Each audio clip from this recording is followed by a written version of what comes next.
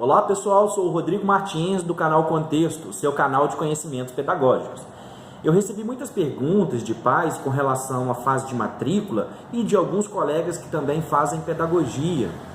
E no processo eles gostariam de entender as diferenças entre os modelos escolares, porque na hora de escolher uma escola para o filho, a maioria das pessoas não sabe a diferença entre uma pedagogia freiriana, entre uma pedagogia montessoriana, ou Waldorf, ou construtivista, não é? Então eu vou tentar ajudar aqui trazendo alguns conceitos para poder trazer uma melhor compreensão. Lembrando que os pais, educadores, não devem se prender aos conceitos, mas observar também o que é executado em sala. Se aquilo que é dito a respeito de determinado conceito, a respeito de determinada prática, a respeito de determinado método pedagógico, como que aquilo ocorre dentro de sala. Então é muito importante que a família, que os pais observem isso em sala de aula também. Então, a partir aqui do conceito teórico que eu vou trazer, é muito importante que os pais vão à escola e possam observar ali como que essa prática acontece. Primeiro que eu gostaria de falar é sobre a pedagogia de Paulo Freire, ou freiriana. Ela teve muito sucesso ali nos anos 60 e foi considerada subversiva pela ditadura militar.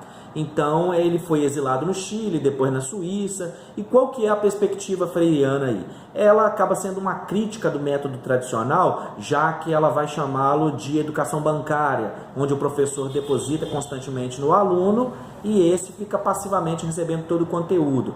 Na pedagogia freiriana, o estudante, o aluno, ele precisa ser trabalhado como um agente transformador do mundo. Ele vai observar a educação como um instrumento de conscientização política, sobretudo. Daí frases, citações como que educar é um ato político, não é? Então é preciso utilizar na pedagogia freiriana palavras do cotidiano, como tijolo, ou coisas que tenham a ver realmente com o cotidiano da vida do oprimido. Por que eu falei em tijolo? Porque uma das principais obras de Paulo Freire vai ser Pedagogia do Oprimido, onde ele vai trabalhar justamente a importância de que uma linguagem na educação seja correlacionada, contextualizada com a vida dessa pessoa, ok? Depois eu gostaria de falar sobre a tradicional. A chamada pedagogia, o método tradicional, é o mais amplamente difundido no país. As escolas tradicionais costumam ter fila para as pessoas conseguirem vagas, não é? Por quê? Ela vai ter uma metodologia mais centrada no professor. O professor vai ser um transmissor de cultura, vai ser alguém que vai transmitir cultura. Existem avaliações periódicas e a pedagogia tradicional vai valorizar mais o conhecimento. Quanto mais o aluno adquirir de conhecimento, de informação, mais ele vai ser valorizado. A pedagogia, esse método tradicional, ele é preferido às vezes por causa do Enem, não é? E de vestibular e coisas do tipo, por isso vai ser chamado ali de conteudista. Muito importante compreender esses aspectos aí.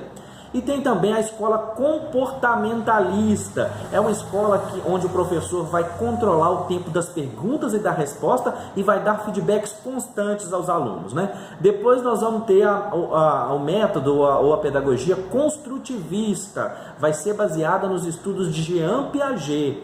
O construtivismo vai partir da ideia de que o aluno não pode ser um agente passivo recebendo todo o conhecimento, mas que ele tem que ser, que ele é um agente, né, que constrói o conhecimento. E a primeira ideia, o primeiro foco da pedagogia construtivista é fazer com que o aluno seja criador, seja inovador, e não só que fique repetindo o que as outras gerações já falaram. E uma segunda questão é fazer dele um cidadão, uma pessoa capaz de criticar, não é? E não só ouvir as coisas passivamente.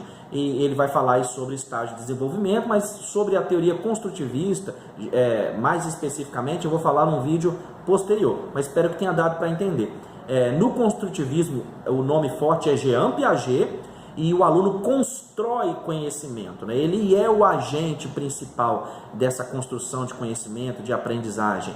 E a primeira ideia, então, é torná-lo alguém inovador, capaz de criar coisas novas, e um segundo foco aí é fazer dele um cidadão crítico.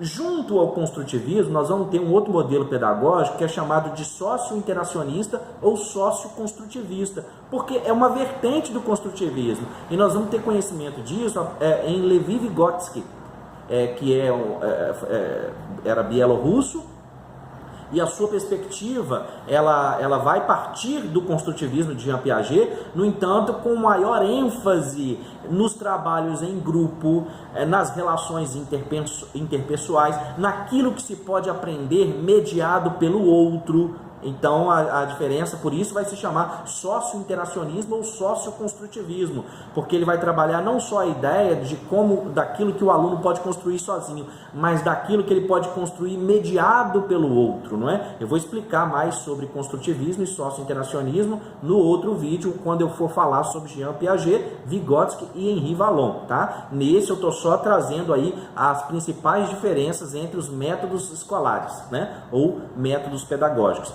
Uma outra vertente que chama muita atenção também é de um educador, já falecido também, óbvio, que é Reuven Forstchen.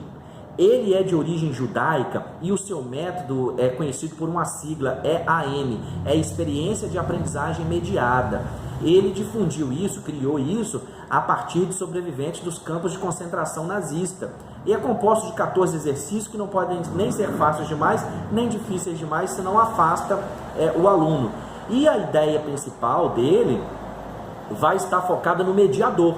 O mediador vai ser essa figura que filtra, que elabora, que cuida, que acompanha. E essa ideia de mediação em Forstchen vai estar baseada na ideia de que quem está no meio, quem está entre, está próximo, mas também mantém algum grau de afastamento. Então não faz no lugar do outro, mas com o outro. A mediação é extremamente importante na experiência de aprendizagem mediada. Inclusive, o primeiro livro que eu li aqui no ano de 2019 é dele, né?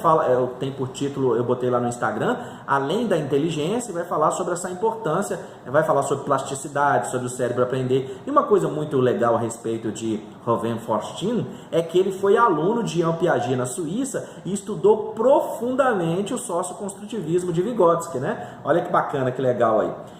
Outro método pedagógico que eu gostaria de falar é o montessoriano. Eu recebo muitas perguntas, muita gente pede para falar a respeito do método montessoriano.